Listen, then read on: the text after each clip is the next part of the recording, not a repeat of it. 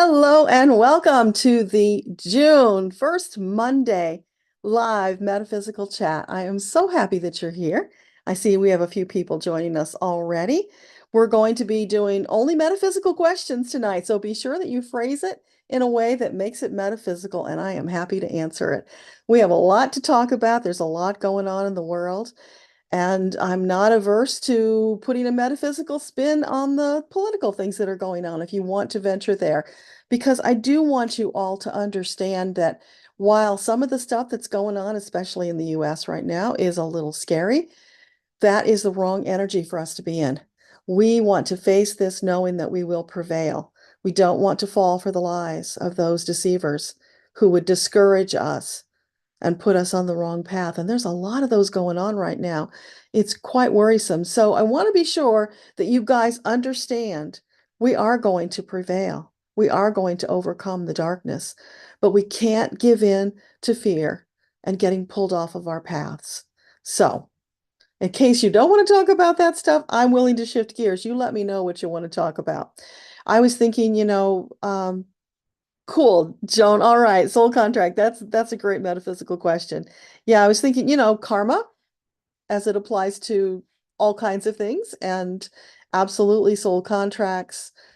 Anything that you want to know about.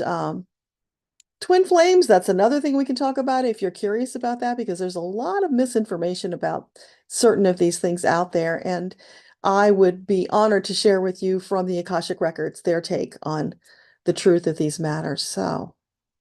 Thank you, Debbie, for being there for wrenching for me tonight. I appreciate it. And Letty joining us and Joan. Okay. So let's just do a quick little opening prayer and then we will dive in and start taking your questions. So just take a couple deep breaths, sit back, close your eyes, gather your energy and your intention for a powerful collective gathering this evening because there is a lot going on in the world. Some powerful energies are shifting the sands under our feet. Now is the time to stand in faith, trust, and confidence of your team who've got you. They will steady you all the way through this journey. They will never desert you. If you feel they've gone away, take a moment and check because they have not. They will always be there. It's you that strays now and then when you slip into fear. So let go of that fear, call them to you to hold you, to steady you, and call upon your fellow light workers as well because we are here to support one another. That is the whole point of this. So I want you to know there's so much positive energy gathering, shifting. If you're feeling certain things that you don't quite understand, maybe things that you haven't felt before, that's probably you getting used to the fourth dimensional energy because it is a different energy from what we've been used to all of our lives. So certain things that you're feeling may be related to that fourth dimensional awareness shifting. I was in a group today with people who were talking about things they were feeling that were just kind of out of the ordinary and not quite sure what it was all about. And it was, yeah, it's so clear that's what it was. They're becoming more aware of the fourth dimensional energy, that it is different, that we are shifting, which is so exciting and so hopeful for the future. I also want to ask those who are gathered here to join me in sending prayers to those people who were involved in the trial that took place last week, for the jurors, for the judge, for the family, for all of the officials, those people who are being threatened for simply doing their civic duty or doing their job.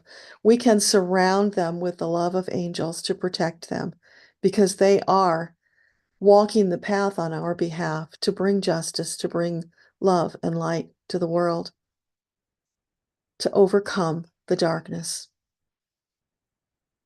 Thank you to all the teams for being here tonight with us. Please bring your inspiration.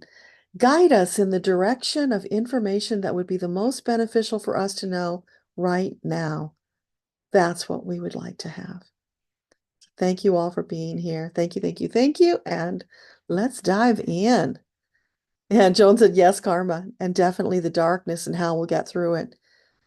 Yeah, I'm happy to expand upon that. Just let me know, Joan. The reason I bring it up is because I do watch other people's YouTube channels. I'm curious to know what's going on out there. And I've seen this one channel that's really disturbing to me because it's got a massive following and promotes things like we are prisoners here as souls. We're being forced to come to be prisoners on earth, which is just not true at all. Remember, we have freedom of choice. That's a gift from Creator that will never be retracted. That's sacrosanct with the angels. That has nothing to do with being prisoners. I don't know where that comes from, other than it's the darkness trying to scare us and mislead us about what we're about here.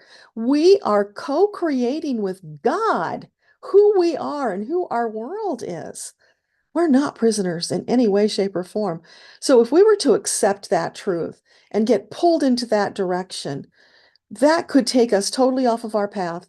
And we would find when we got to the end of this life, we would be so upset at the opportunities that we squandered because one more time we fell for the lies. We are not here to fall for those evil lies, tripping us up, making us feel bad. And the things that are going on politically, there's just, if you're paying attention, there's just so much deception going on. And I don't want to go totally down that 45 track, but what I do want to say about that is that that individual is living their karma. They came with a high mission, along with some others, to clear up some old karma from past lives. This was an opportunity for them to get out of those old patterns, to change the world with us. But instead, they fell back into their old patterns, and now they are hell-bent on dragging the rest of us down with them. And we're just not going to go. We're not taking that path. Anybody whose actions do not match their words, that's somebody to watch out for. And that brings me to another channel I was watching recently, and I know a lot of my followers listen to this channel, which really disturbs me. I don't want to get into a place of calling out people by name, but I do want to explain to you what to watch for.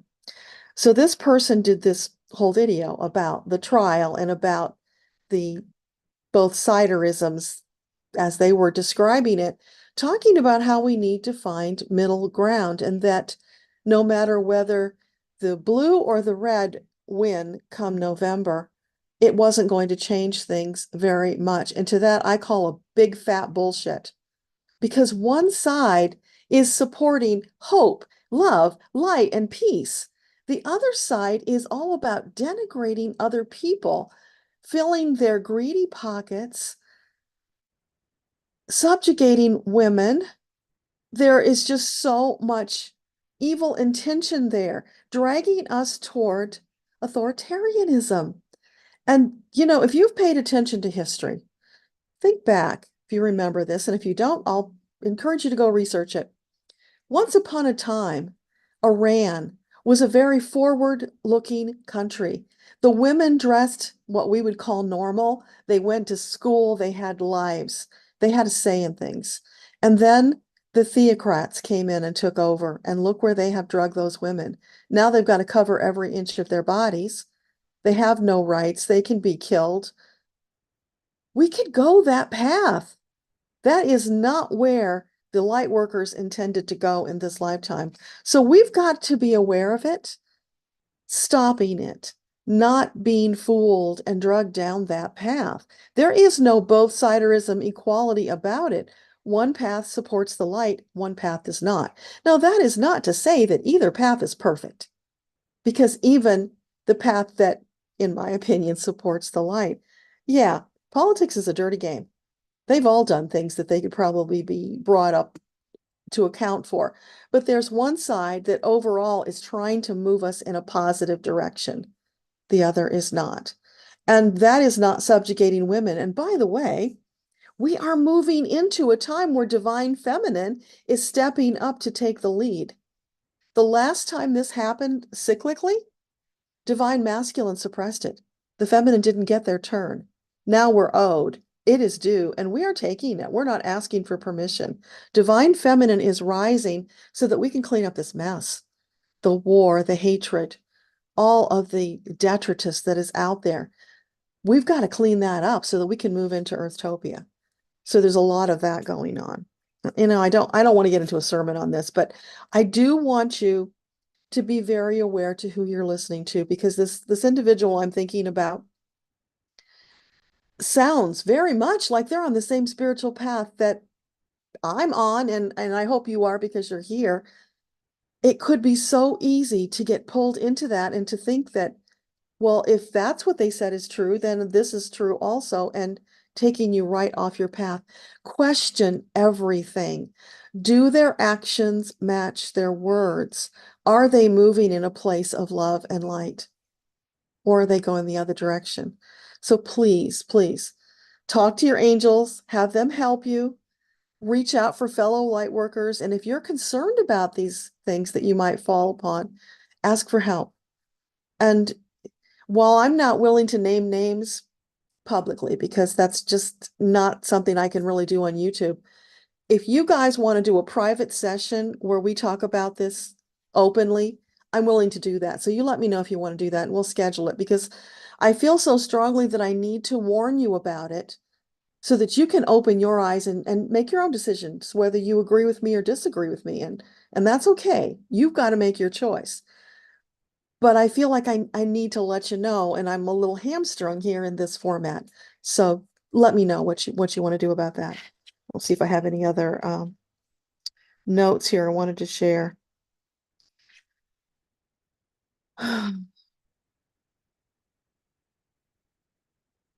Yeah, I think that's probably enough. And you can ask me clarification questions about the things I alluded to, and I will be as frank as I can with you without naming names, like I said. So let's see. The first question we have is from Joan. Do you know, or how do you know when a soul contract has been fulfilled? You would feel it. There would be a shift. And usually soul contracts are the ones we're thinking about mostly are individuals. So you come to this lifetime and maybe you've got a contract with your parents, with your siblings, with your circle of friends. You would feel a shift when something changed. There would be a feeling of completeness. But what I want to also elaborate on about soul contracts is they are an old, outdated modality. They're now obsolete. In the era that we have come to, in the level of consciousness that we are now at, we don't need soul contracts with anybody. So if you're aware of a soul contract, you can intentionally dissolve it because you're a party to it. So you have that right. You don't need a soul contract to compel you to do anything. So you can let them go, because sometimes they are not in your best interests. They might have been when you made them. They could have been very well intentioned. But in this new enlightened age that we're in, it's old stuff, old cords that keep us tied to old intentions and lifetimes that are long past. So any that you find, feel free, if you feel good about it, to release them.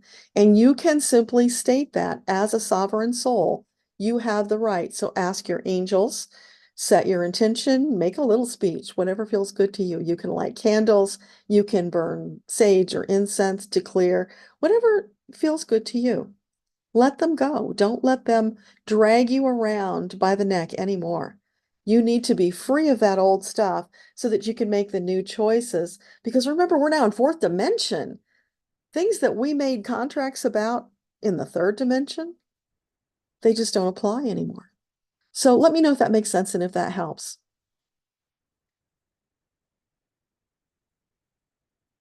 Joan, you said about the darkness and how we'll get through it. And yeah, I think I did address that. But if you still have questions, please, no matter how detailed, let me know, because these are important things for us right now. It's like we're walking along and the dark ones have thrown out these sulfury, stinky pits of fear that we can easily trip and fall into if we're not careful. So we need to be vigilant, not afraid at all, because we're walking with our angels. It's when we slip into the fear that we're more likely to fall into those pits as well. So we want to stay strong and determined, moving forward to what feels good, to what uplifts our soul. What is love? What is light, peace, and hope? Those are the energies we want to be taking part in and sharing with others, staying away from that fear as much as possible, because those are traps. Hey, Sister of Six, glad you could be here. Richard, light to everyone, thank you. You have a person very close to your heart who sees God as out there in the heavens. She will not allow any of the knowledge that you share with her into her life. And that is her choice, Richard. It's sad, but all you can do is plant seeds. That is the highest and best that we can do for any other soul. They have to make their own choices. So when it affects them, then they've got the opportunity of making a different choice. Like as I was alluding to about in the US, the blue and the red, it's like practically a civil war. And that is so tragic and so not what we want to accomplish. So what we can do is we can bless them. We can send them love, we can send them intentions, but just not interact with them. There are people that I've just put on a shelf while they're in that energy. I don't want to be around them. I don't want my energy to be contaminated with that. Because if you're around it for too long, you become a little desensitized, and then you're more likely to get trapped in some of that stuff. So I'm just sending them love and light from a distance, not engaging with them. One day that may change. I hope it will. But until it does, it's not in my highest and best to be around them. So just plant those seeds and then move on, taking care of yourself, knowing that you have done what you can. When you are acting out of love, it can't be wrong.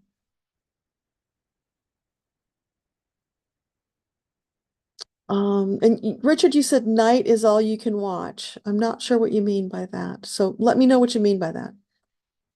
You are so welcome, Joan. Debbie, how can we talk to people who are still believing in 45? Agree to disagree, sending light. I think you can carefully drop a comment here and there. Maybe ask them, is that loving? Is that what you want to support? But mostly because I believe, and this is my belief, you're free to differ. I believe it's become a cult. And there's nothing you can say about Dear Leader that's going to change their mind until something personally affects them, causing them to reconsider, have a change of heart. There's not much you can say. My husband likes to engage with friends of his and try and dissuade them. And it's just an exercise in futility, because it doesn't matter what you say. They can't be swayed. They only see that this is what they want. And honestly, I don't understand it. It's like they're just totally unconscious. They're automatons. And anything their dear leader says, they go along with, because, if you remember what a week ago, one of the speeches came out and talked about a unified Reich. That's Hitler talk. And we know this guy read and I think worshipped Hitler and liked a lot of those policies and wants to bring them to us. Hell no, I'm not up for that. No, we can't let that happen to this country. And the truth is, if democracy falls in the US, it's going to fall across the world. Just like that's why we're fighting for Ukraine. Democracy falls there. It opens the door for Putin and his people to sweep across and take down more of the democratic countries. And then I don't know when we're going to come out of it. So much for our dream of Earthtopia, because we will have missed the boat and it's going to be a long slug to get back there. That's why we've got to bring the love and light now in higher levels than we have ever been able to before, so that we can stay on this track. We have been promised that we will win, we will prevail. It's just the timing. So the more love and light we can put out there, the better, even to those that don't seem like they're deserving of it, which brings us back around to that trial and the guilty verdict. We don't want to go into the energy of celebrating. We can be grateful that justice was served and hopefully will continue to be.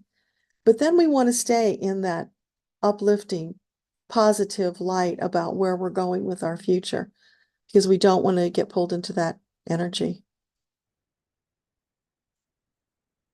So yeah, Debbie, I mean, we can send them love and light. We can agree not to talk about those subjects. We can stay on the topics that we don't have disagreement about. And wherever possible, then bring in the love and the light there so that they feel you.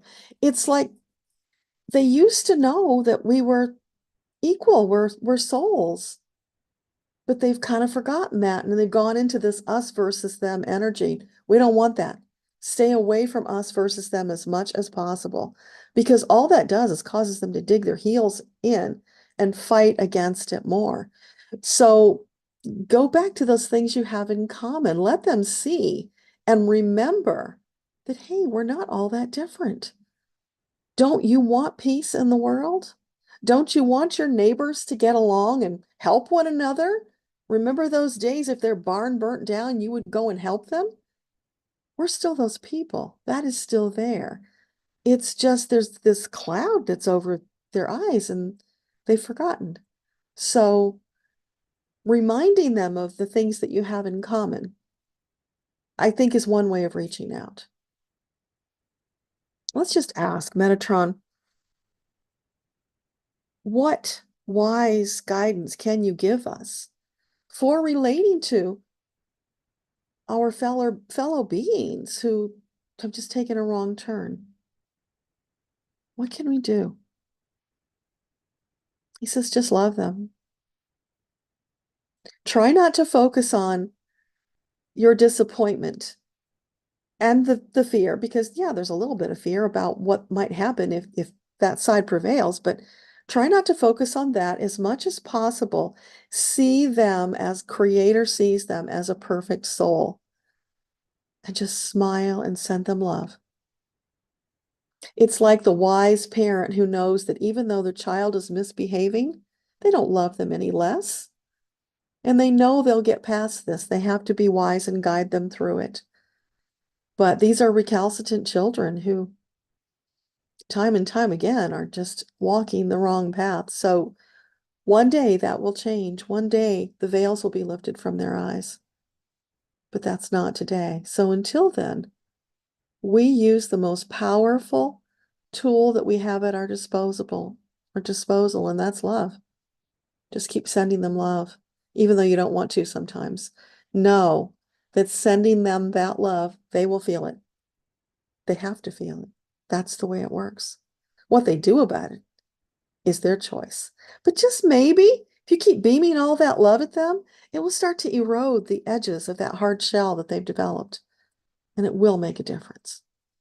So that's the most powerful thing we can do. Love is our weapon and our tool.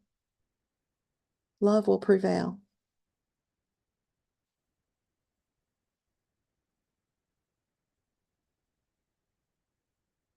Thank you, Joan. So I answered your questions to that point.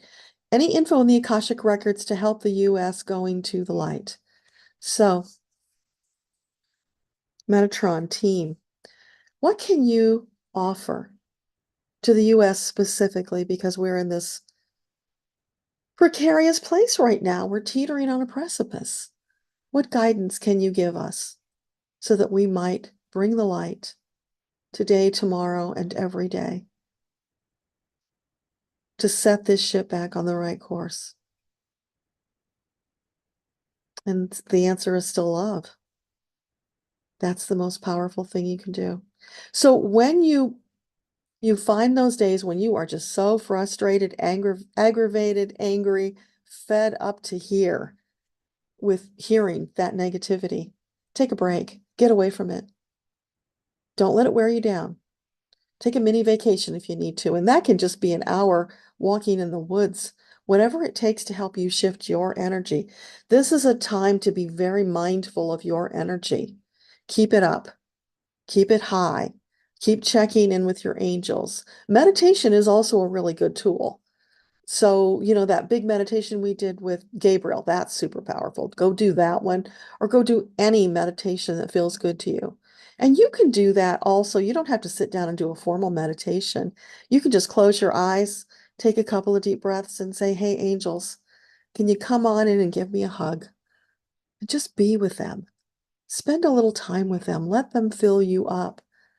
Reassurance, love, light, just a big hug, whatever it is that you need to help you stay in that positive energy so that you can get through one more day without falling into that trap. It's one day at a time, baby. We don't have to rush to the end of the road. It's just one day at a time. We are making progress, even though some days it doesn't look like it. And honestly, that Anana or shoot, I lost the word I'm looking for. Unanimous jury vote. That's like a miracle. I didn't think that was going to happen. I thought it would at least be mixed. So that is amazing, and it portends well for the future. That's one giant step forward. So we're going to keep moving forward. Hang on to that. Hang on to those things. And one another.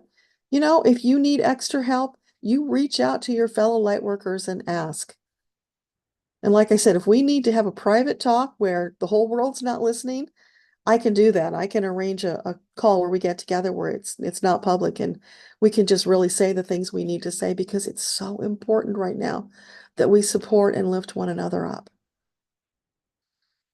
Yeah. And you can do that. You can call together your friends, get on Zoom, get them together. Just say what you need to say, get it out of your system to feel better.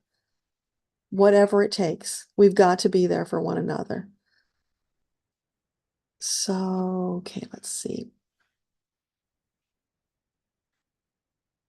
Oh, Richard, you're saying that person is your wife. Yeah, that brings forward a bigger challenge, I know, but you can do it. You have been working on this for lifetimes, Richard. You would not have come together with her if this were not an important relationship. So just don't talk about it. The two of you can't discuss those things that you are in such disagreement about. Find other things to talk about. Find ways of being together where it's very loving. You focus on things that you are in agreement about. Find that common ground again as much as possible and stay away from that ground that is so uncomfortable for you right now. That's the best you can do. And that love will prevail. Ask your angels to flood her with so much love, she's practically choking on it. And that, I know that sounds kind of negative, but it's not. It's because it's love, right? So just flood her with so much love that she can't help but feel it and be swayed. And as long as you stay away from those tenterhooks, it will get better because she will lean more back into the loving relationship. But it's incumbent upon you to stay away from those places that cause the dissension in your relationship. Watch what happens and ask your angels to help you as well. Brenda, you've got some great guides. They help you get back up. And will you ever share your life with a partner? You'll be 60 this year. Well, I'm not doing personal questions, but we can make it metaphysical. So yeah, from the metaphysical perspective, Brenda, if that is your heart's desire, when you ask Creator and your angels for help, the answer is always yes. It's just a matter of timing after that. So get into alignment with that which you wish to manifest. Don't sit around waiting for it to show up, though. So in the meantime, you get out there, you work on your spiritual journey, work on yourself, getting healthier, getting stronger in that love and light that you're sharing with the world, and then going out and having fun with your friends. And when you do that, your angels will arrange for you to cross paths with that special someone who they have already lined up for you because you've asked for it. And that is the truth for everybody. So don't wait around.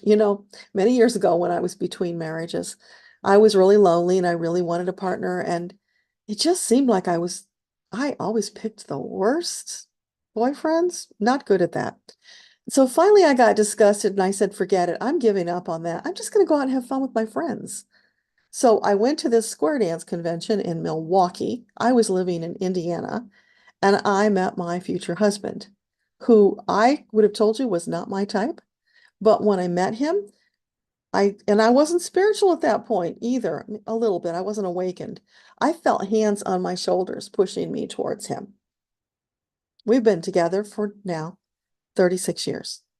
God picked him for me. I didn't pick him. And I know it happened because I stopped looking because I just went out there and had a good time. I had a list of what I wanted. I wanted a Christian who was a good dancer and who enjoyed doing the things I enjoyed. I got an atheist Jew who is a lousy dancer. It doesn't matter because we have other things in common and we are great partners. And that's why it's worked all these years. So, Brenda, just get out there, live your life, have a really wonderful time, and know that your angels will arrange for you to meet that right person at the right time. It's all out there for you. Richard, a contract that you're not ready to give up on, and you're watching her go through her dark night of the soul, then, well, you don't need the contract to do that, Richard. So if the contract feels like it's binding you from doing what you might do otherwise, then let it go because you can still be there for her and help her through the dark night. But you've got to stop looking at her with eyes that see a dark night. You've got to start looking at her with eyes of Creator. She is perfect today, just as she always was. She is the woman you love. Stop looking at the places where you don't agree. Be in that place of love because she'll feel the difference. And that will make a difference in your relationship. Brenda, your antenna shuts down when people minimize others, especially if they have disabilities. Yeah, bless you. As most people, most kind, loving people would feel.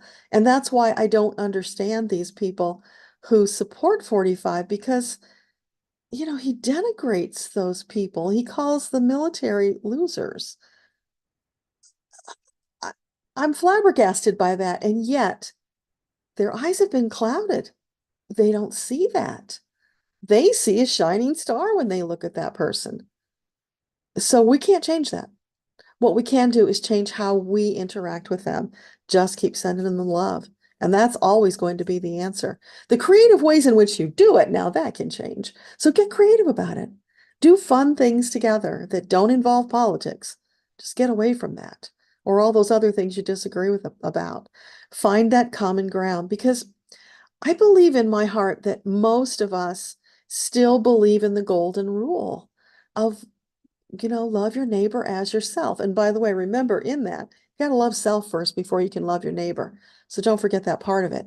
But love yourself and then just share that love with the world, however you feel led to do that. It will make a difference, even if you don't see it right away. Give it time. Because, this didn't happen overnight. This has been building for years and years. So our love will erode it. We have to just hang in there and keep bringing it. And that's what we signed on for. That's why we wanted to be here because as souls, this was such an enormous opportunity for spiritual growth. Did we know it was going to be this hard? Probably not. But here we are. This is what we chose. And so now we just have to keep chipping away at it, knowing that we are making a difference, even though our eyes tell us something different some days. But it's happening. It's shifting at a granular level that we just can't see necessarily. Have faith. This is where that faith and trust comes in. Guillermo, hey, more metaphysical information about resurrection, like when Jesus and the other masters went through. What is it? Thank you. So, well, it really depends on what you believe, Guillermo, and there's no judgment about what you do believe in it. But what I have learned from studying the records is that a lot of what is in the Bible is just bunk. There's some truth in there that's woven in with the bunk, but in studying and connecting with the masters, we all get resurrected. That's why we have reincarnation. The whole story about Jesus dying for your sins so that you could live, that was the old paradigm of you got one lifetime. And so you needed that to save you. Well, that's just not true. It never was true. Because think about it, our souls are eternal. They never die.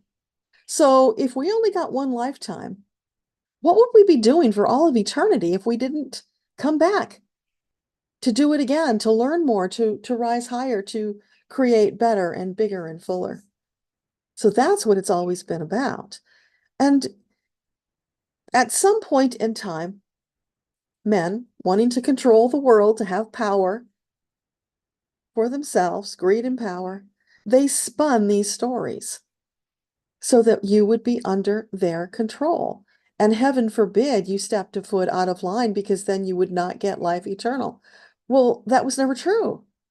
That's not true. What else isn't true? So it's a matter, part of our awakening is questioning all of those old paradigms. How many of them are true? I know what is true. The love part is true. Love your neighbor as yourself, the golden rule. That is true. And if you do that, you're not going to want to do all of those things like killing and cheating and, all of the things that we would see as negative. You're going to want to treat other people in a loving, respectful way. You're going to want to create a better world for your children and their children. And when we all focus on that, we change the world. So that's where we are returning to that understanding. So, for generations, we've had to dig through all the muck and the mire to get to the truth. And there were always some people who had that truth. Jesus was one of those enlightened people who knew the truth. There is a school of thought that he actually didn't die, that he practiced some healing and abilities to bilocate with the Essenes so that he was able to put his body into stasis. And then they just called him forth. There is a school of thought where he lived on and he actually got married and had children. None of that is really important to our lives today. You can believe what you want to believe about that, but just know that you get resurrected every time you incarnate. It's your choice. So you live this life, you have a plan. When you get to the end of it, you do a life review. Okay, what did I get done that I wanted to do? What did I miss out on? Where did I go astray? And then you create a new plan for the next time with the people that you want to be with. And that can take decades, if not centuries. We don't just go snap and come right back again. Very often it takes a very long time, because in the meantime, we are going to soul school. We are reconnecting with souls from the recent life and other lives, figuring out what we want to do next time, looking ahead, planning. And then, of course, the planning part, that can take a long time too, because if there are certain people you want to have another life with, you've got to figure out when they're available and then plot that. And they might not be available for a century. So it's very complicated, but we're in charge of it all. So we go back with our team, we figure all of this out. What did we learn? Where can we do better? What do we want to do next time? Plan it. And then when we're ready, we come back. So would you call that resurrection? Probably not, but it doesn't matter what you call it. So does that make sense? Let me know if that helps. And by the way, as Jesus supposedly said, and he probably did say this, that you can do what I do. We're all souls, equal, none different than the other. All souls of our Creator, the same abilities and rights. We're co-creators with God. The only difference is what we create. And that's totally up to us. Creator's on board for it, because it is expanding the experience of creator. That's what we're doing out here. Instead of creator going and having all those experiences themselves, we are all out here doing it, and our information is being fed back to the collective. So you might think of it like this massive internet with creator as the hub. We're all feeding our experiences back so that everyone benefits and expands the collective knowledge bank. So I hope that makes sense.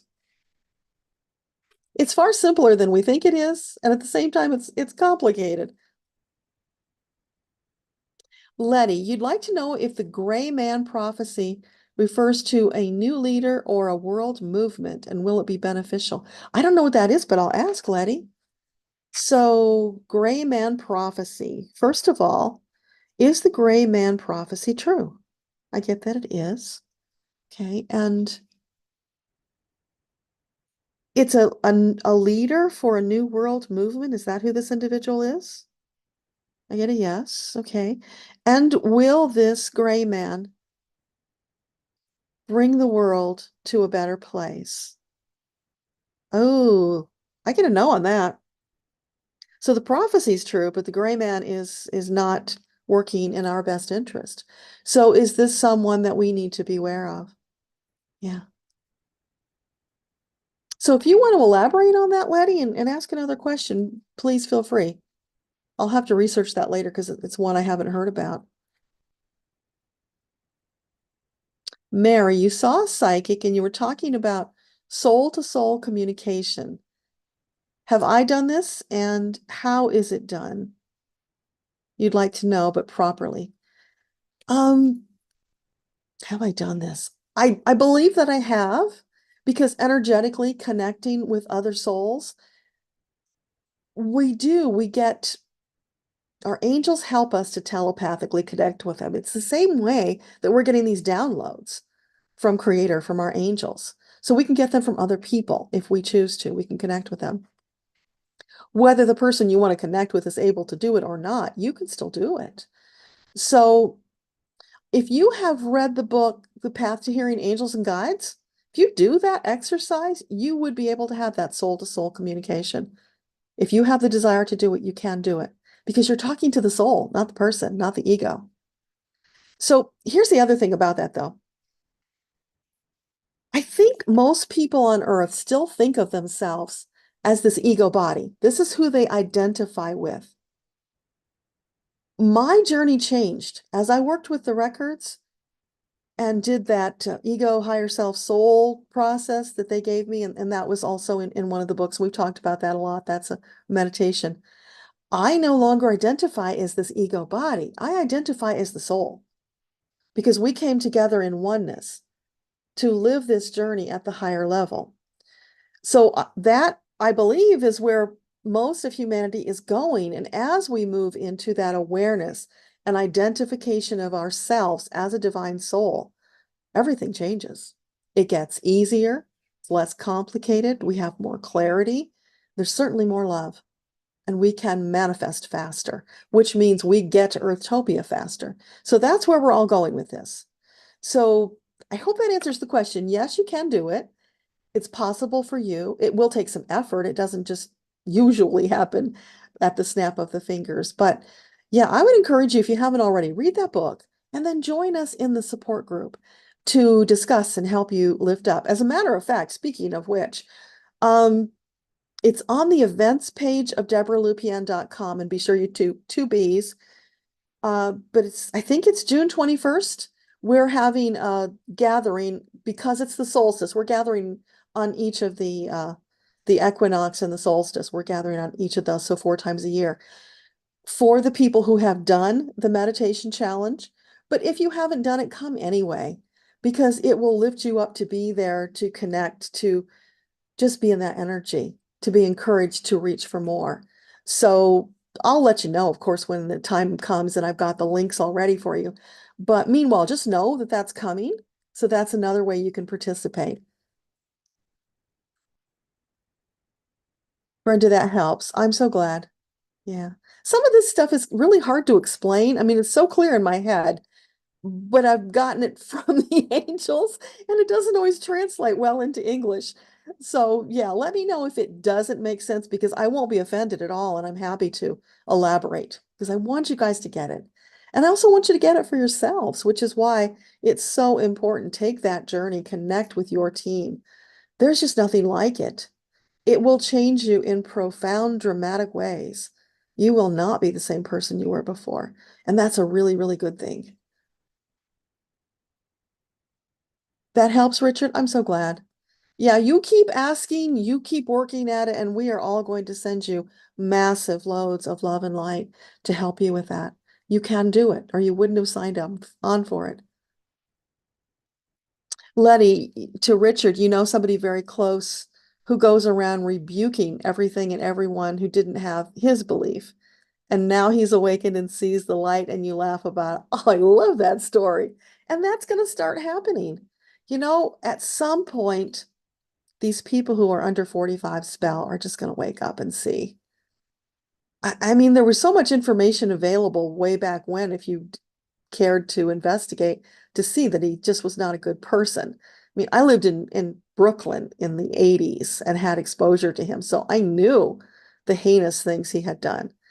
But people who didn't got trapped, and I think some of them, you know what it is? I've been thinking about this a lot, actually. It's probably a good time to talk about it. You have probably in your life crossed paths with children who are now adults who were abused by their parents, and yet they love those parents so deeply. And you might wonder how. And there's something about being the victim and loving and being under the control of the perpetrator. And and it's also that narcissist thing too. What do narcissists do? They control people. They practically make them beg to be loved. And these people just keep coming back for more. It's like their self-esteem is so low. They think this is what they deserve. And it's like, here I am, victimize me, more, please. It's mental illness, if we want to be honest about it. One day, when they're ready, they'll wake up and they'll come out of it like they were in a long sleep. And that'll be a wonderful day. Hopefully sooner than later.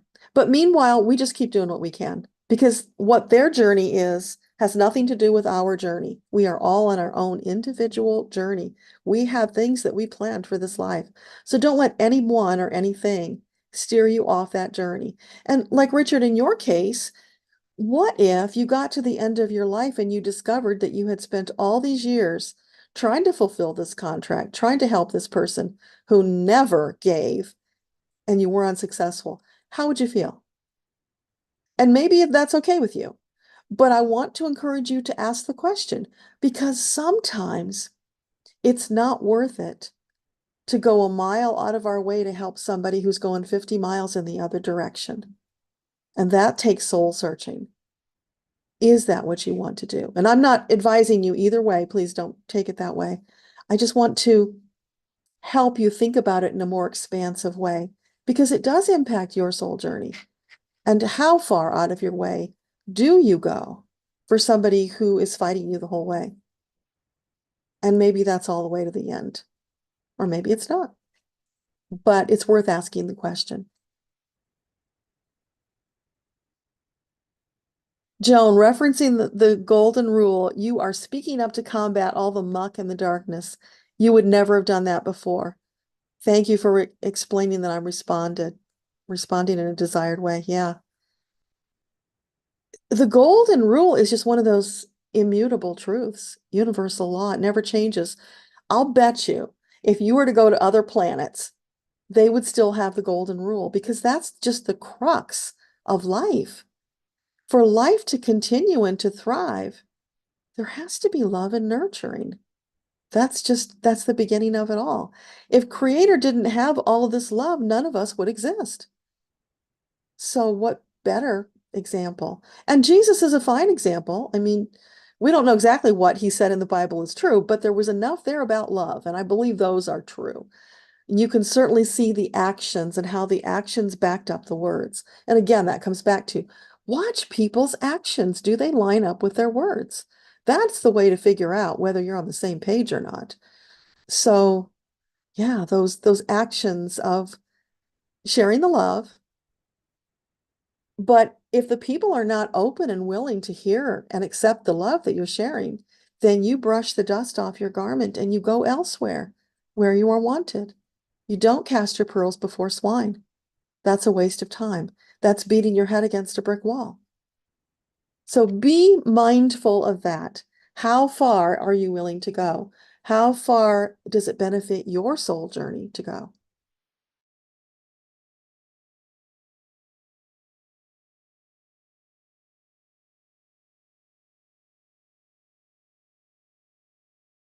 That.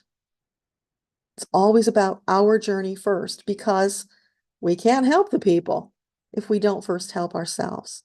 Got this message coming about turn up the volume. Is the volume okay? Can you guys hear me all right?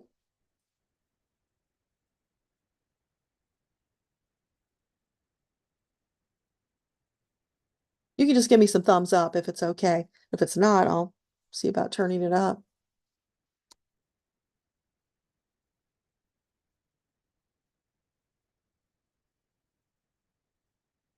Well, you're responding to some of my comments, so you must be able to hear me.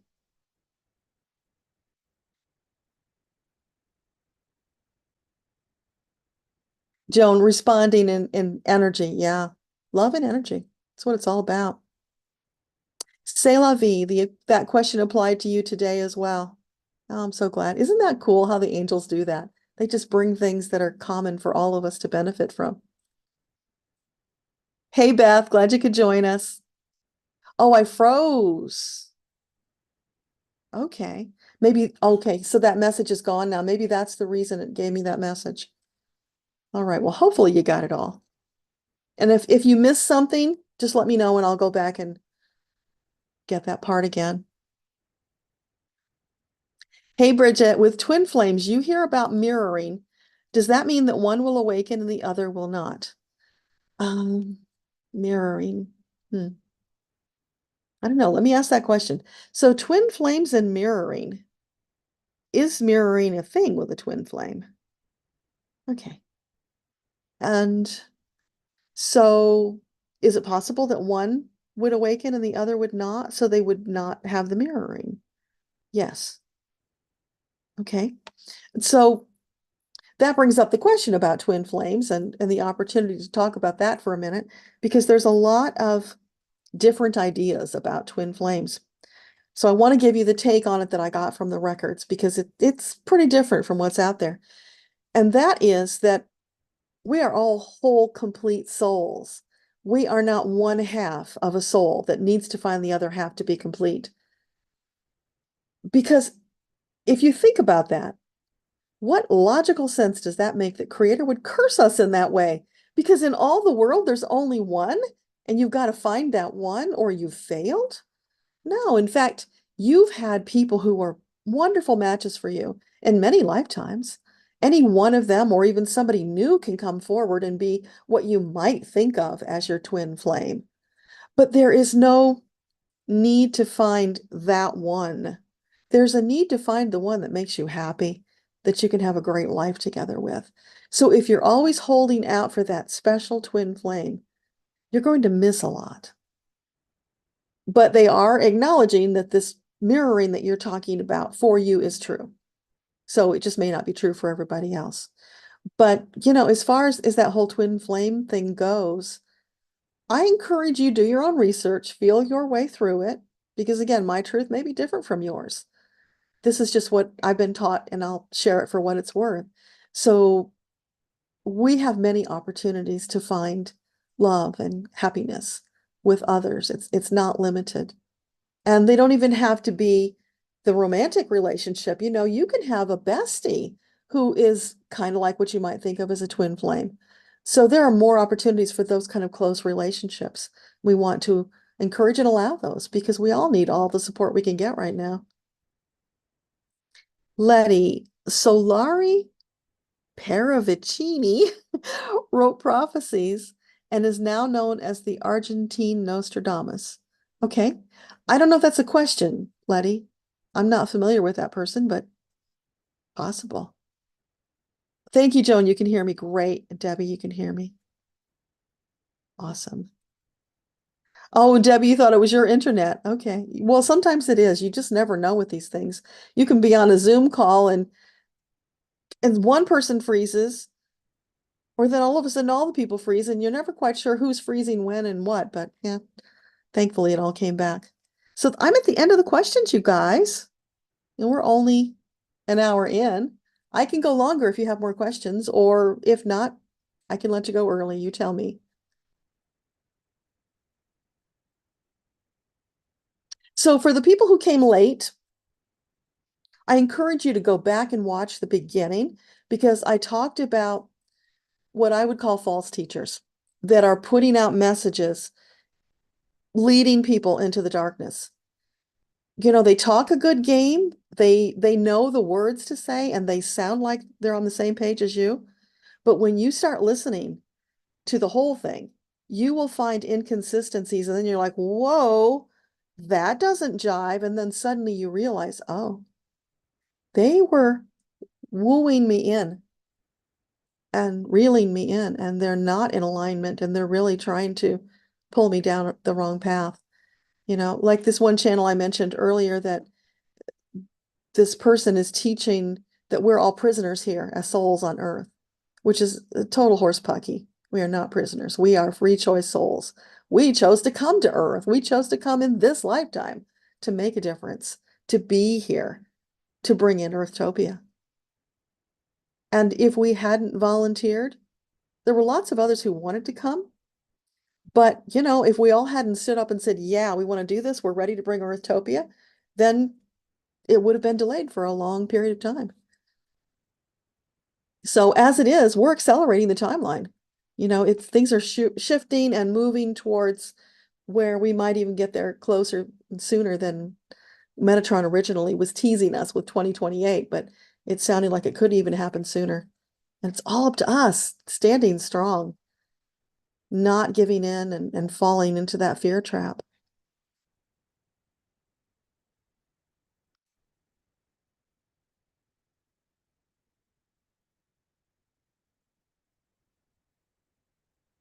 You've all had that happen, Beth? Yeah.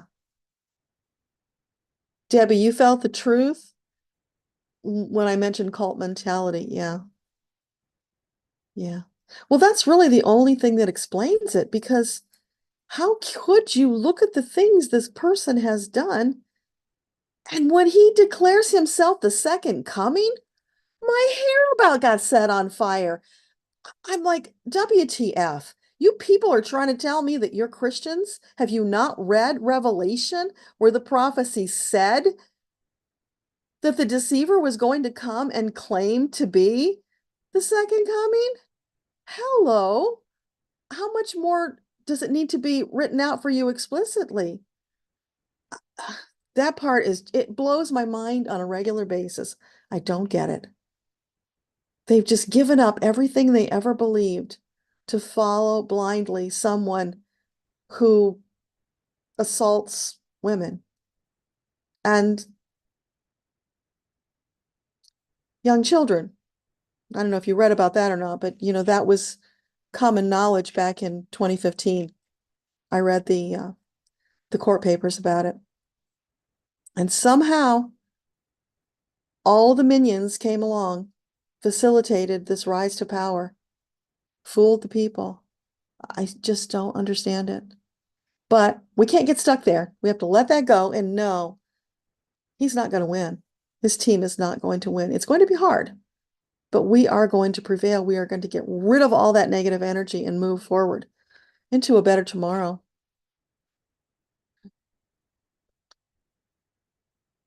Oh, thank you, Letty. That's the person who wrote about the gray man prophecies. Okay, so I will go look for that. Yeah. If he's still living, it'll be interesting to get clarification. But I don't know, I get the feeling he's probably already passed on. And some of those prophecies were not written in plain black and white English. So, like Nostradamus, they were kind of hidden because they couldn't be out there with what they were trying to share. Kind of like we're hamstrung a little bit here, those of the spiritual people on YouTube not being able to spell out exactly what we're talking about, because we'll get shut down if we're not careful. So we say what we can and fill in the gaps where we can. Say la vie, why would a person, in this case you're asking about your mother, decide not to fulfill their soul contract till the end of their lives? Is it common to abandon a contract with another? Happens all the time, say la vie. When you're on the other side, you make that plan. You've got it all lined out. You even create milestones where you can choose to exit. You have more than one exit point in your life plan. So you get to one exit point. If you're ready, you go. If you're not, you stay till the next one and you reevaluate. Isn't that cool? We gave ourselves these outs in case we needed them along the way. That is just a little mind-boggling itself. So all of that's there, but we can decide to go off course and do something different. Like in the case of 45, I told you he had this karma to come and really bring some beautiful love, light, and power to the world. He could have been something like the second coming. That was there. He was a transformational soul. That was his karma. But he decided to walk that same old path of controlling people, greed, power. And look where that has ended up. So that karma is still going on. So anybody he had karma contracts with to work things out, gone. They'll have to do it some other time. And the thing is, that's why you don't need those soul contracts anymore. You can plan it for another lifetime whenever you want it to be. And that person can still change their mind. Both of you have to be willing. But here's what you can do. If she didn't decide to fulfill the contract and you want to be free of it, you clear it. You don't have to keep it. That's an energetic cord that keeps you connected to that person. And if they're not pulling their weight, it's not a good thing for you. You'll get strangled by it. So let it go. Now, in her case, you're saying it wasn't until the end of her life. So hallelujah, maybe she had an awakening near the end of her life and realized how wrong she was. I did a reading for this lady one time where as soon as I tapped into her Akashic Records, I got a visual of her as this little child, toddler, cowering on the floor, down like this, covering up her head. And this woman was standing over her with a big butcher knife, repeatedly stabbing her. I mean, I could hear that music from Psycho, that in the movie where he's stabbing. It was like that. That was the energy. Sickening. And as soon as I told her I saw that, she said, my mother's hated me all of my life, and I don't know why. So we unraveled. They had past life together that needed to be resolved. Mom just decided to walk a different path. I mean, she was so evil to her daughter that she even caused the husband of her daughter to have an affair. She facilitated that. That's hatred. So, it went back many lifetimes where they had a love affair and death was involved and it was old and ugly and evil. They both wanted to clear it in this lifetime. Didn't work out. But that doesn't mean she has to be a prisoner of it. She can release it. She can move on. She can love mom from a distance because it's mom if she chooses to. She doesn't have to. But protect herself from that evil energy because it did her no good to try and stay there like the abused child we were talking about earlier, who keeps holding on to mom and dad, hoping they're going to be loved and appreciated, accepting the abuse because in some twisted way, they think they deserve it. Nobody deserves that. Nobody. So make your peace with mom. Let it go. You don't have to do it again. You're finished if you choose to be finished. Set yourself free. You didn't deserve it. My mother, it took me many, many years to realize she was just mentally ill, to forgive her for being such a horrible mother. But you know what happened? Along with God choosing the husband for me that has been so successful, his mother, oh my goodness, she is the mother I always deserved. Never thought I would get. We clicked from the very beginning. I adore her. She adores me. She says I'm her third child. And that's just the way it is. Doesn't always happen like that, but I was very blessed that way. So you can find someone else to have that relationship with. Doesn't have to be your birth mother. All those possibilities are out there. And it can just be nurturing friends. It does leave that hole when you don't have that love and acceptance from a parent. But you don't have to settle for that. You can find it elsewhere. And you deserve it. So go find it, get it, give yourself that gift. Richard, you have heard that hypnosis is not a choice that you should make because it gives away your power. Is that true? Looking into life between lives. I think that's a book. Let me just ask the question. So, is it true that hypnosis gives away your power? No, it's not true. And they're just filling in the gaps. Yes, it can cause you to do silly things that you might not have done if you were not hypnotized, but it can't cause you to do things that are against your inherent nature. It can't cause you to go kill somebody, for instance. Well, brainwashing can do that, but not hypnotism. So let me know if that makes sense and if that helps. Guillermo, can I connect with the Akashic Records of Mother Earth Is there a message she has for us at this time? Actually, there is. I just posted it on Medium recently. So if you're on my mailing list, you would have gotten the link to that, Guillermo. Let me see if I can grab it for you and you can read it. Because it's a little long for me to tell you right now. But yeah, she had a beautiful message that she shared with us.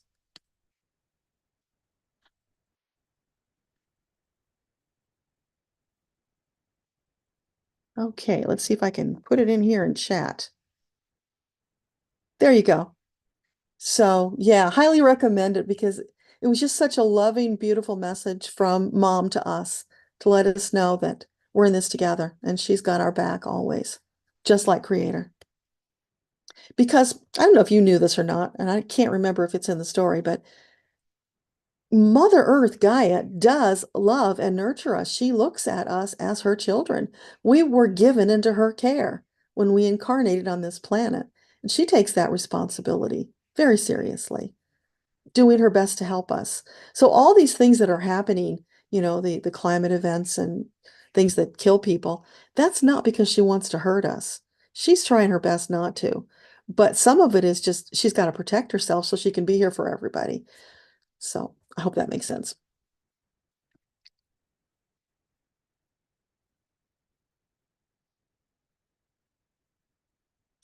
Oh, that guy he died in 1970. Okay. Yeah. Interesting.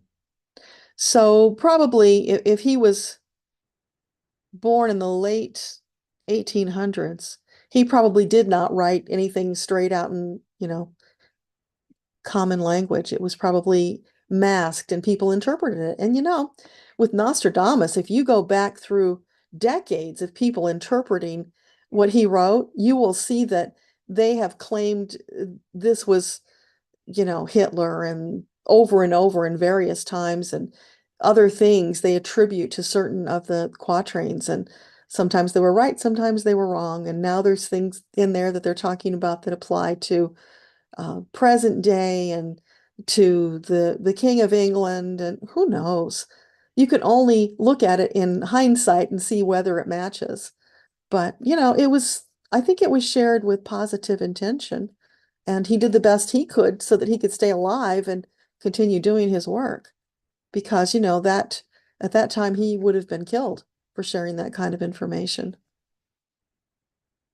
Hey, Mike. We could have a meeting and construct an optimal prayer for us all to pray. Yeah, we could. And you're probably referring to what I mentioned earlier about doing a private gathering where the world doesn't see it so that we can talk freely. We could do that. Yeah. And Richard, you had said night, so I'm not sure if you were indicating that evening would be the only time you could do that or if it was in regard to something else. So, you know what? In the comments of this video, let me know when would be a good time for you to do that, if you want to do that. Say yes to the private meetup, and this is the best time. And I will find a time and a day that works for the most people. I'll never find one that works for everybody, but for the most people. And then we'll see how that goes. But yeah, I would be all on board with sharing with you some of the things that I can't say here in the public forum. Thank you for bringing that up, Mike. I appreciate that. Okay, I'm at the end of the questions again. You guys got anything else, or are you ready to head out?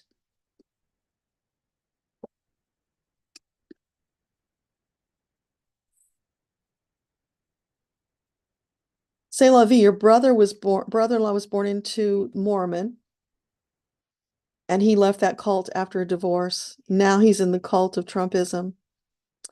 Many cult religious people have joined. Yeah. You know, Jenny Thomas, did you know she was in a cult as a young person?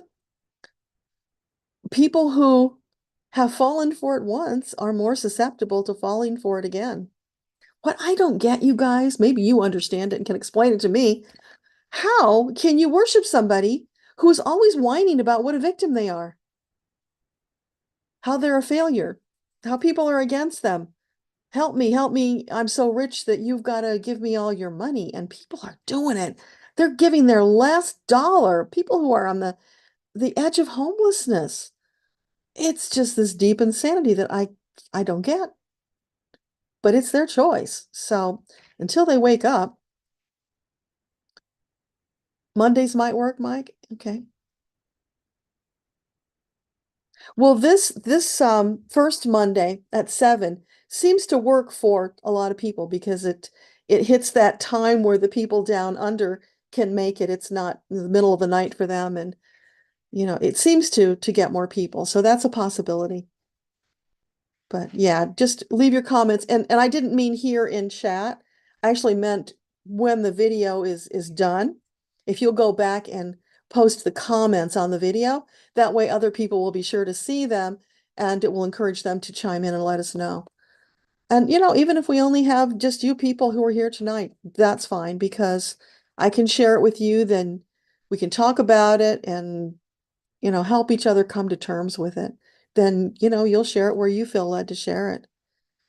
But yeah, c'est la vie. It's really sad. And, part of it is, I think, for those people, they just are not in a place of being responsible for themselves. Because if you are going to follow a leader who tells you every little thing to do, then you're not responsible. You're giving it all over to them for whatever reason. Let's ask this question. So people who are susceptible to a cult leader to run their life, are they newer souls? Is that what that's about? So is that the case? Are they newer souls? No. No, it's about the karma. Yeah. They might have had karma with that specific individual before, or they might have had karma with that victim cult kind of conditioning. And so they gravitate towards it. It's familiar to them. It's sad, but when they're ready, they'll come out of it. Everybody does. For all of us who are here, we've obviously risen to a higher level of consciousness. But there was a time when we might have been those people. We might have been murderers. We might have been thieves. We could have been horrendous because until the consciousness raises to a level of understanding the golden rule, of understanding sharing of the love and rising to that higher ideal, we make those kinds of mistakes. They make sense to us in that lower consciousness. But thank goodness we're not there anymore, that we are in a different place.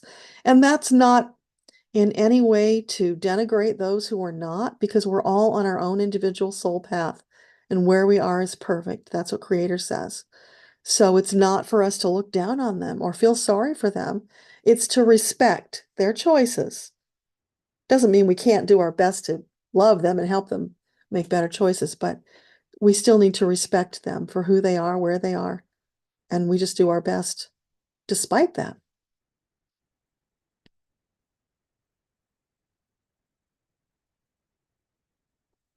They would have had to have been, Richard, because to have that kind of victim energy and that mentality, yeah. Here's a question. Let's ask, what percent of 45's followers have been victims of a narcissist? Is it more than 50% of the followers? It's less than 50%. Okay. More than 25%. All right. 28%. So 28% of those followers, however many that is, they have been victims of narcissists before. So that made them susceptible. So what percent of them have been cult members before? Is that more than 28%? Less than, okay. So 17% of them have been cult members before. Okay. I was just curious about the numbers. Now realize when I douse on numbers, it's always an approximate because it's hard to get actual concrete numbers from the records. They're not really into math, but they will try to accommodate what we're asking and give us something that's close. Christine asks, Is it because they see themselves as victims? I don't know if they see it, but they certainly feel it. And for many of them, they don't think they deserve any better. They believe this is their lot in life. It's all they get. And how sad is that? That hopeless outlook that you don't deserve any better than to be a slave to someone because they are mentally enslaved. And if somebody watches this who is a follower, they're just not going to understand it all. So if you are somebody who doesn't understand what we're talking about, don't stress over it. We send you love and light and wish you only the best for the highest good of all. Amen. Yeah, community and shared victimhood.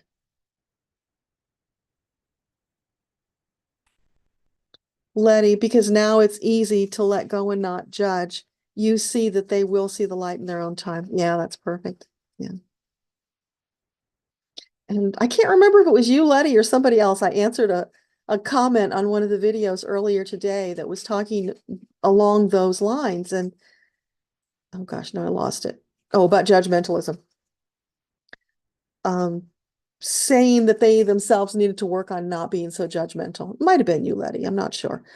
But the thing to understand, there are some souls who are wired to be judgmental. That's part of the package you got. That was part of your shadow that you intended to work on, to overcome. So if you are a very judgmental person, stop judging yourself for being judgmental. Give yourself love and grace and just work on doing better.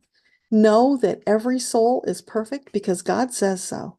That comes from Creator. They're just in a different place than you are. So if you can see them as a perfect soul, not judging them, just accepting them, you will feel better because honestly and truly, it feels really bad to judge people. And then you beat up on yourself about it. And I know because I'm one of those souls. I was wired to be very judgmental. And it's taken a lot of work to stop doing it. Not perfect, but doing the best I can. It's a day by day process. But as you tune in more to your soul, you come into that place of oneness so that you identify as just one of many perfect souls. It gets easier not to judge others. So that's what I want to encourage all of you to do, to work on seeing yourself as that perfect soul, identifying as that perfect soul, because that's who you are. You're just temporarily in this particular skin suit. You'll have another one in another lifetime. You've had many of them. It's the soul you that always remains the same. So that's what I wish for you. Hey, BJ, glad you could join us. Yeah, Letty, it is. The thing about karma is what you send out comes right back at you. So if you throw, a whole handful of knives at somebody, get ready because those things are going to boomerang around. And when they come back to you, they might be spears because it gets magnified. So you don't want to be sending negative stuff out at anybody, no matter how deplorable they might be. Just don't go there. Send them love, no matter you don't want to. And there's all this talk about you got to forgive people. It's really forgiving yourself. Because sometimes it's just too hard to forgive somebody who's hurt you so deeply. But you can stop thinking about it. You can send them love, wish them the best, and eventually you'll stop engaging with that energy. It'll heal.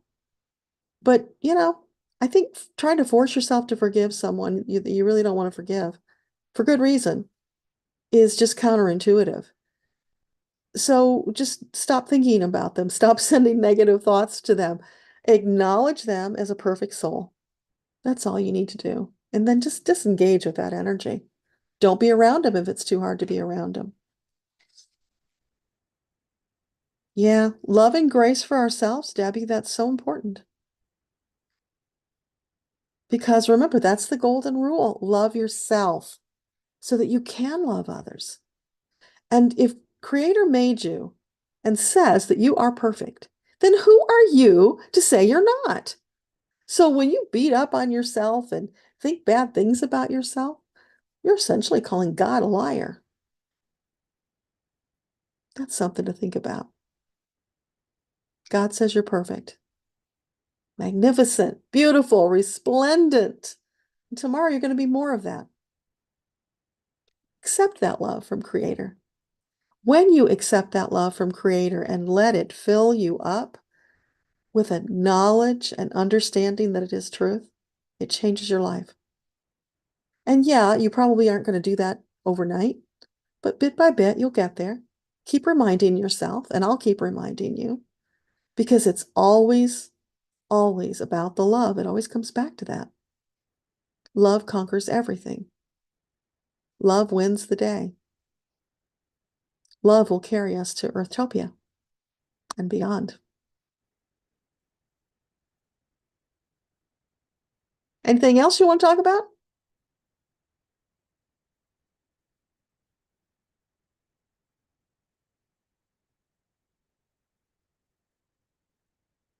You guys are so quiet tonight. Well, I am grateful for everybody who showed up. I really appreciate you being here, so I don't have to sit here by myself.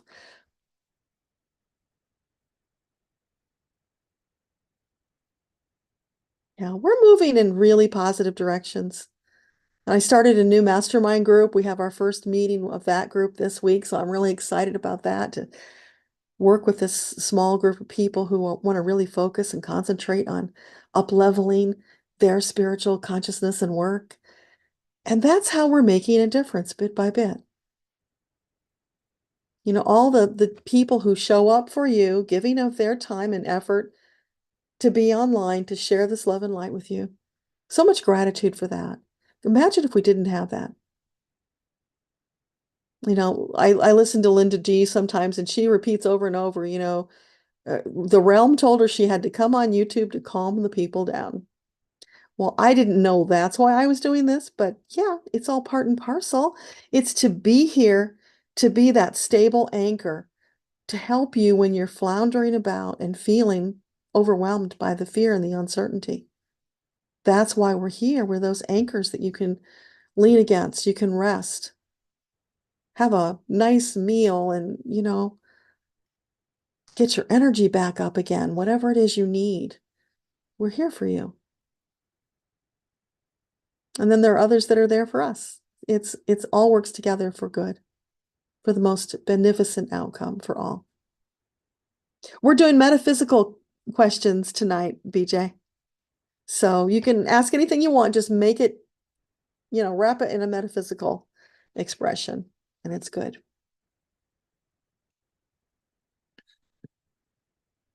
Yeah, deep topics and truths. I'm never sure how much of this I should really get into, because I don't want to bum people out. But this thing about these channels who are sharing in a way that looks to me like they're deliberately trying to lead you astray, that has been something that's been coming up for me over and over. And it hit me really hard this last week when I saw the one where equivocating the red and the blue, and I was horrified. And that same person denigrated Biden with a rumor that nobody should be spreading around without proof. And I have seen no proof of this. I see nothing in that man's character that would lead me to believe that's who he is. And if I had any doubts before, that sealed the deal. So, okay, you're trying to pretend that you're this wise, spiritual shaman leader taking people forward. No, you're not. You're a deceiver. And the people need to know that, so that they can make their own choice whether they want to go down that path or not. It was so disturbing. Really got me riled up, but it's frustrating because I don't feel that I can call it out publicly. Maybe I should. I don't know. I'm really conflicted about it. But like I said, we can get together in a private session and I will happily spill all of that tea with you guys. It's like the Harry and Meghan thing. You watch what's going on in the media and you would think they were the most heinous people in the world. But watch their actions, watch their words. What did they actually say themselves? What did they do themselves? They don't match up with what those people are accusing them of. And I even saw a report about that incident in New York where it was claimed by the press that they faked that whole thing, that car chase. It was a fake to get whatever sympathy, who knows. Later on, evidence came out that it was real.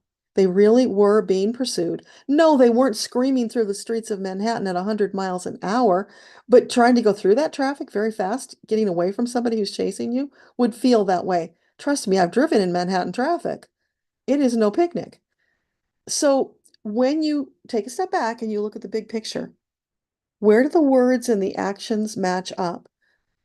I see over and over where they're accusing these two people of horrible things, horrible thoughts, and thinking anyway. That's a problem. When you're putting thoughts in other people's minds, it doesn't work. And just recently, I've started seeing reports where the British press is starting to back off. Because what have they done? They have continued on their mission of helping people who are less fortunate, helping the veterans, doing good things in the world that they want to do, just living their lives, protecting their children. Why haven't you seen their children and you think you have a right to see them? When they're getting death threats, you think they would be smart and wise to bring their children out? Why do you think you only see old pictures? They're protecting those kids. And the British press and some here are screaming, we don't believe you even have children. Oh, come on, what a ridiculous story is that? They're protecting their children. You can disagree with me. It's okay. I'm just telling you, when I step back and look at the big picture, and this is part of my spiritual gift to be able to do that, as well as, read people's energy. That's why I know without a shadow of a doubt, sorry, I'm stepping over myself here, without a shadow of a doubt that Biden is a decent human being. Might not be perfect. I'm still pissed at him about the whole Anita Hill thing. He blew that.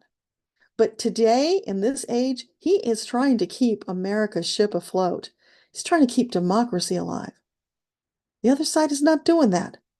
Lying, cheating, breaking the law, and thinking they should get away with it. And meanwhile, for his trouble, his son is being tortured. There was a judge in New Jersey whose son was murdered. She was part of a case that involved 45.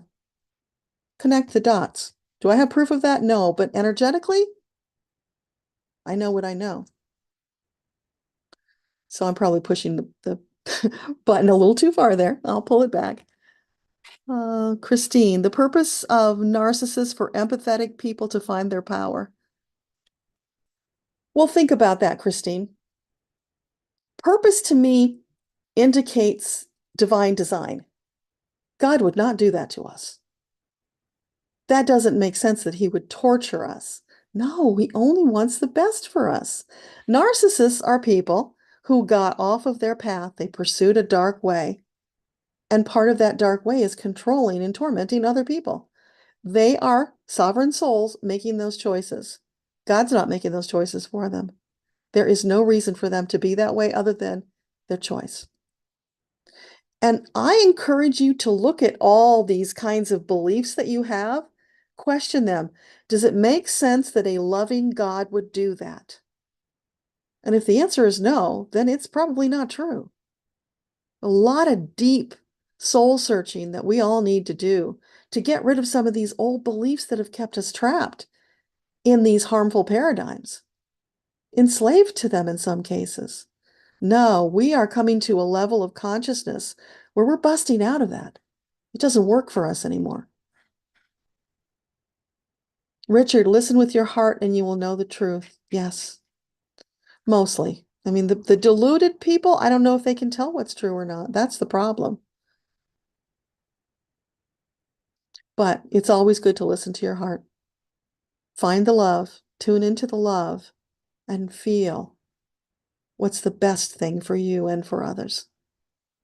C'est la vie, you often forget your purpose in life. I told you that you were on your life path and to keep going, but you often forget on a daily basis, too many distractions. Oh yeah, I understand totally. Been there, done that. Now it's so much a part of who I am. It's the air that I breathe that I'm aware of it all the time. It still doesn't mean I don't fall off the path sometimes because we all do. We learn and grow when we make mistakes. But being aware of it in every day really does change your perspective, your life, your world. So when you get up in the morning, write yourself a note if you need to remind yourself to get started on the right foot. Talk to your angels. Hey, angels, come on, let's start the day together. Do it with your angels. Don't go alone. They'll be there whether you call them or not, but it's better if you call them, consciously engage with them. The more you do that, the more you will be aware of their presence and have the trust and the confidence that they really are helping you. Here's a story that I think will help to illustrate my point. So I wrote you guys about how I got knocked down with vertigo on Sunday.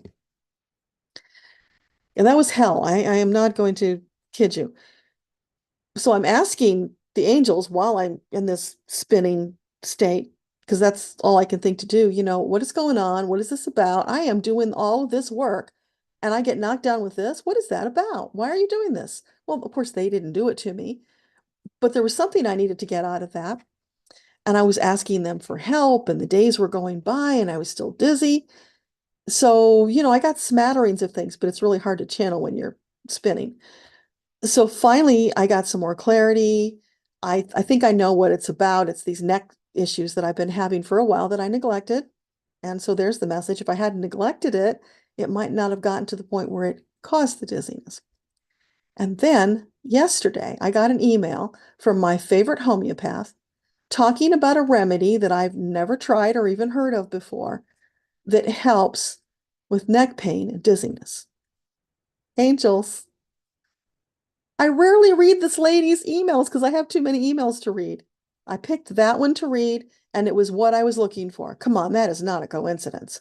That's how it works.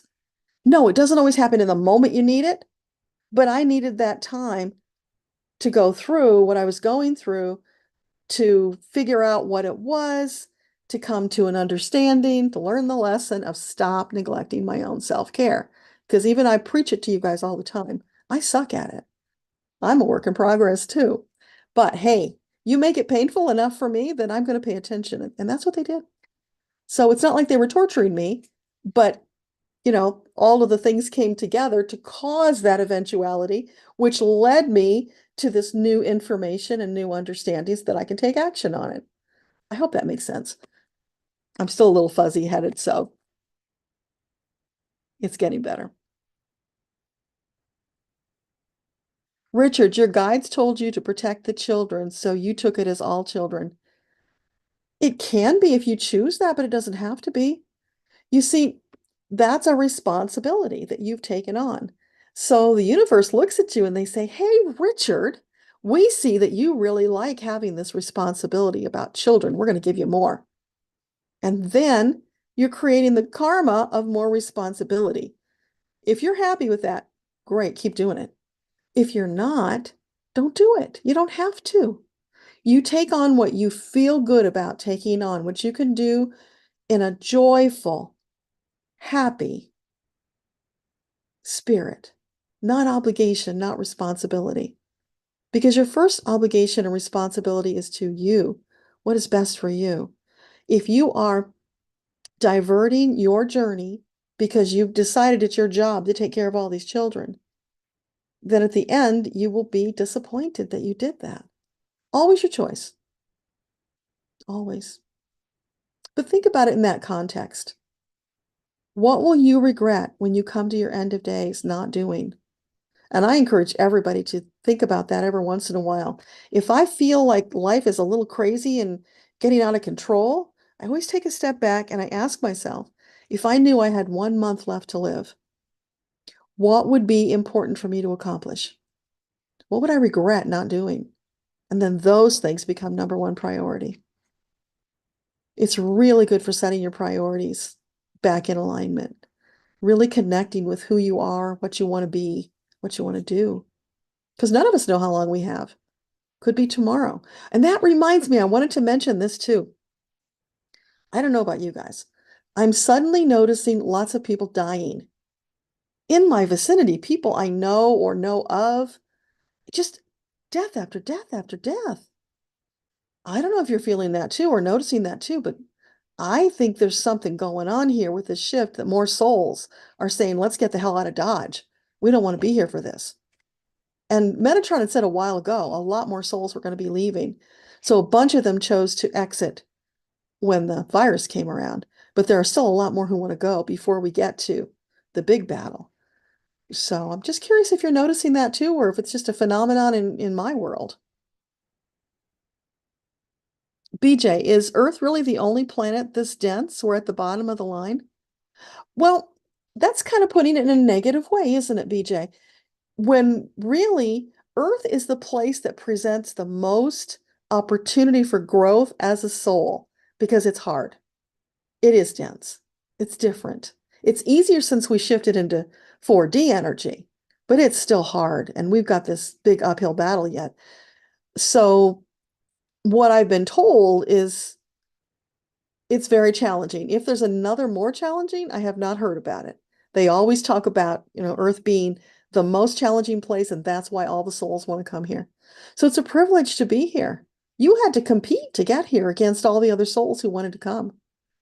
So if you want to put a positive spin on it, which I always find helpful, it's a privilege to be here, especially now. Letty, what about the woke movement? Will they continue to grow or is it just a fad? Let's ask that question. So the woke movement, will that continue to grow? No, it's already fading. It's, I get a picture of a big helium balloon and somebody just popped it and the air is going out of it. So, but we need to take that term back from them. We are woke as hell. We want to be woke. That's what this ascension awakening is all about. They made it a dirty word. Well, we can take it back from them. We don't have to accept that. But woke in the way that it's presented as a negative, like a gnat, brush it away. Doesn't concern us. And it is on its way out. It's going to spit and sputter a lot before it's done, but it's on the way out. Richard, you heard that Rouge Paladin came here to be narcissistic. I don't know who that is, but I'll ask. Rouge Paladin came here to be narcissistic. Is that true? I got a big yes on that, Richard. What was the remedy? I can't say it. It's a new one that I've not heard of before. It's like semifuga something or other. See if I can find it.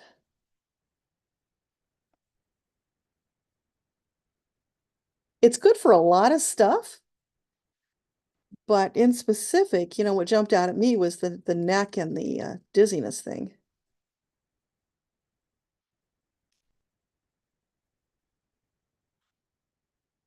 Where did you go?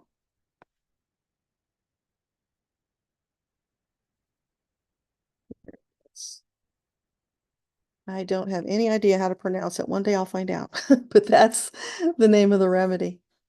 Oh, and in a 30 potency. So 30C was what was recommended for that issue.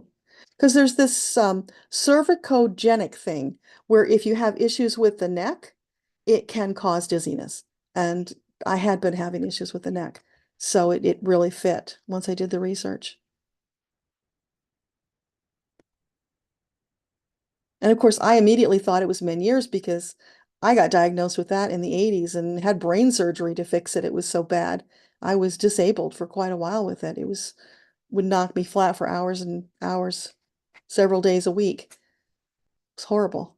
And supposedly the brain surgery fixed it, but every once in a while I still have a flare and it's bad, but it was never like this before. This was a whole different level of hell vertigo. So it makes sense that it is something else. And I'm glad it's something else that I can actually address.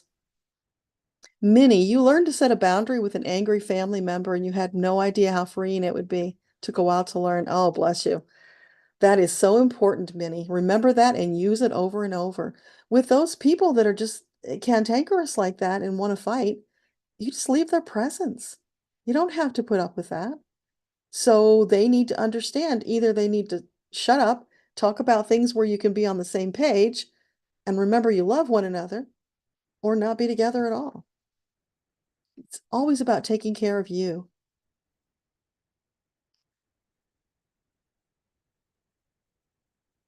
Richard, you saw it spreading the message. You mean the narcissism. You know, the thing is, 45 is such a flaming narcissist. I don't think there's room for any more narcissists in his orbit. How could they be? You know, he's takes all the air out of the room. So crazy.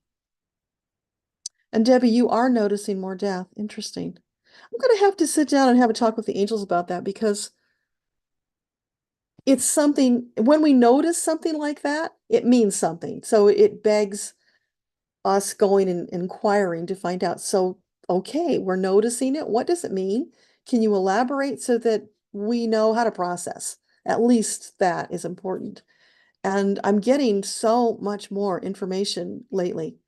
So I can barely keep up with it. It's coming through so much, so fast. So as quickly as I can, I'll process it and get it back out to you guys.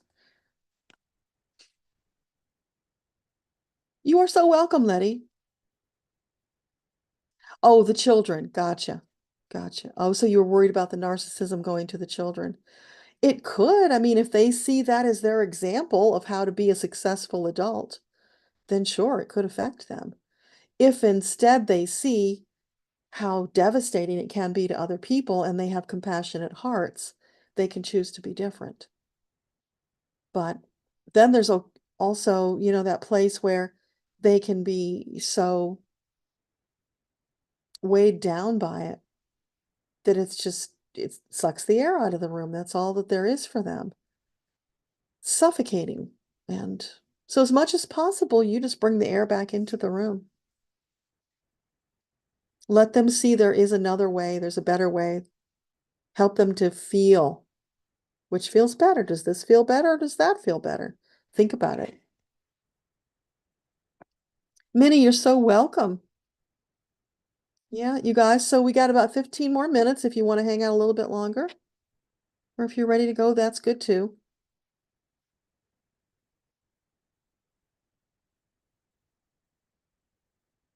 If you haven't hit like on the video yet, please do before you go. I would really appreciate that. It helps a lot. And if you have not done that Gabriel meditation, what are you waiting for? You really need to do it. There's something there for all of us to get that's really deep and profound. I don't even know what it all is yet. I've got to go back and find out because people only got partway through it. And that was a very common experience. The uncommon one was the person who got all the way through and saw the pyramid. And the pyramid's all about the light workers coming together. So if you didn't get that far, then you've got more work to do, which is no criticism, no judgment. That's just letting you know where you are in the process. So Gabriel was helping you charge up your chakras because we have big work to do and we need to be powered up for it. So actually, let me grab that link for you. So if you don't know what I'm talking about, you will have the link to that meditation. And then please do leave me a comment to let me know you either got all the way through it and you know what that meant for you, or you didn't get through all the way yet. Let me know how far you got through because I think there's something to be learned also from how far you got through. Did you get past the throat chakra? Did you get to the root chakra? Which chakra did you get to? There's something there for you to learn in that.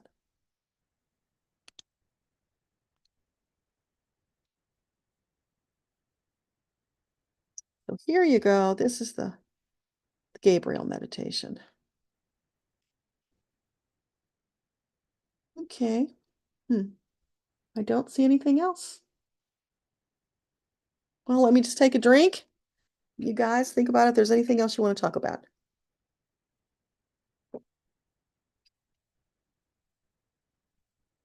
In case you're new, we meet on every third Saturday of the month on Zoom. And on the Zoom call, those we can do personal questions, we can do whatever you want. I do it on Zoom so that I can see you. I can connect with your energy better. Yeah, I can do it here in YouTube chat, but it's a whole different level of connection. So we get to go deeper on the Zoom calls. You've got to be on my mailing list to do that so that I can send you the Zoom link. So if you're not, then you want to go and sign up. So I'll just give you that. Just go to the DebraLupien.com website, and it's right on that front page where you can sign up to be a VIP and come to my live streams. And just to clarify, I actually do readings. Somebody wrote to me a while back and said, I know you don't do readings anymore, but can you recommend someone? And I'm like, my schedule is wide open. You want a reading next week? Come on, let's do it.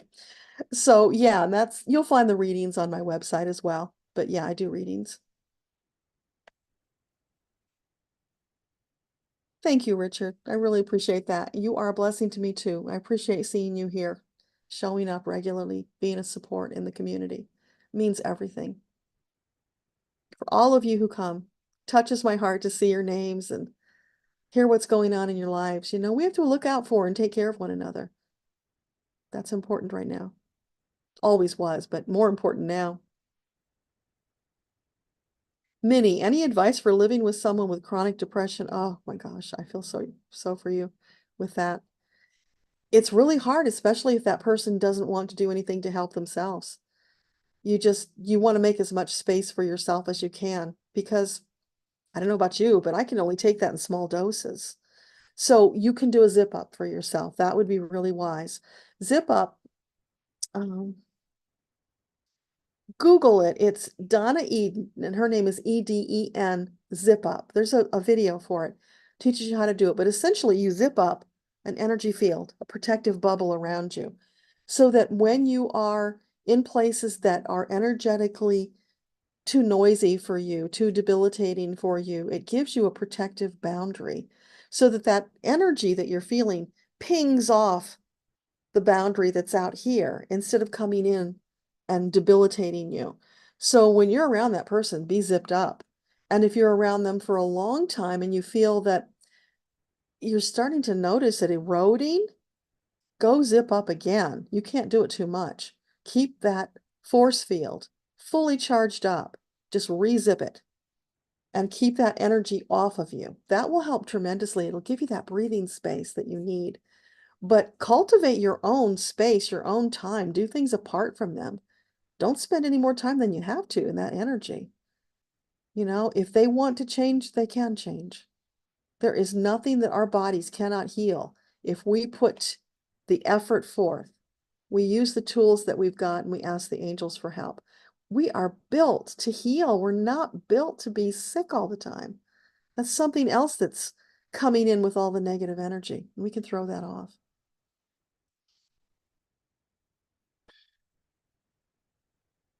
BJ, you've noticed a lot of people dying and not old either, so it's noticeable. Yeah, I've noticed all ages. It's just it's remarkable. That's why it comes to our attention. You want to talk about dragons? Okay. What do you want to talk about dragons? Because I don't know much about dragons.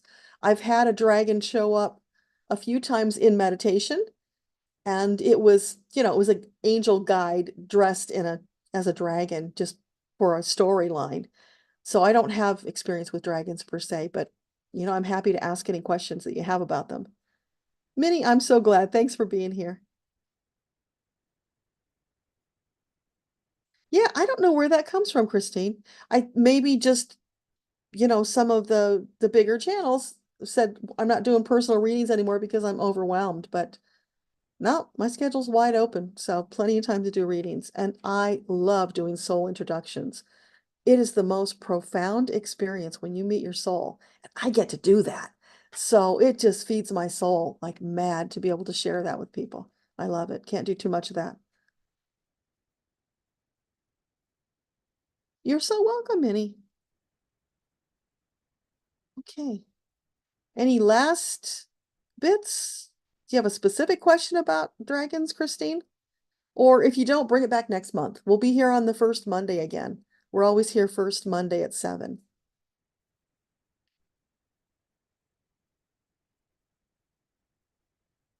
Just hanging out for a little bit, see if any more questions pop up.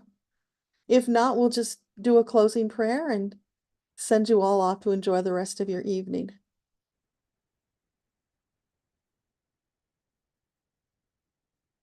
Yeah, and you guys know I'm here because I feel compelled to share with you what I have learned, what the angels have shared with me, because it's been profound and transformational. I have been filled with so much love. It's like bursting out of my pores. And I want to share that with you because if we're all doing that, you know that wave is going to go across the earth like a sonic boom and transform it sooner. So let's all do that together. It feeds my soul to share these things with you, to interact. So I love it when you show up. Thank you. It means a lot to have you here. Your energy contributes to the good that we all do here because we are doing good. We don't know who's going to see this information, hear it, take it in, and it makes a difference for them. So here we are showing up, putting it out there in the world with the intention of sharing love, light, peace, hope, wiping away the fear. That's what it's all about. Okay, so, well, let's just bring the energy down. We'll do a little closing prayer and I'll send you on your way. So take some deep breaths, close your eyes. Let everything go. Just be for a moment, just be in your body, feeling yourself, your glorious soul self. Connect with your soul. Express love and appreciation for your marvelous, amazing soul. There is not another like you in the multiverse. You are unique. Do you get how deep and profound that is? That's how amazing you are. And Creator says that all the time. That's why I say it all the time, because I'm repeating it. You are just loved across and beyond the furthest galaxy and back. There's no end to the love that pours out for you. When you receive that love, it will transform you. When you allow that love to permeate you, it will then bounce out into the world from you because you can't contain that love. It has to come out. It's too powerful. And that's how we're all coming together to flood the world with such a powerful love that they all get bounced around like beach balls and get some sense knocked into their heads so they can join us on this wonderful journey to love, to light, to bliss. And bliss is what I wish for all of you. When you connect with your soul in that space of love, bliss is what you will experience. And you know what's really cool? I just saw this video from my friend Linda Lang, and they were doing this Abraham chart from like 1 to 100, I think it was, of emotions and how you go from, I think powerlessness was the bottom and joy was the top. And I'm like, wait a minute, where's bliss? Bliss isn't on that chart. So you know what I think that means? I think when Abraham did that chart, they hadn't yet moved to the place of awakening where souls could experience bliss. Well, I got news for you. I get bliss a lot, not all the time, but a lot. And you can too. So that means we are straddling the fourth and fifth dimensions, that place of bliss where they connect. That's available for all of you. I want that for you, even if it's just a little glimmer of bliss, because it's so wonderful. You deserve it. It's time. But thank you, thank you, thank you to all of our teams, to Creator, Metatron. Thank you to all of you. Much love to you. I will see you on the third Saturday.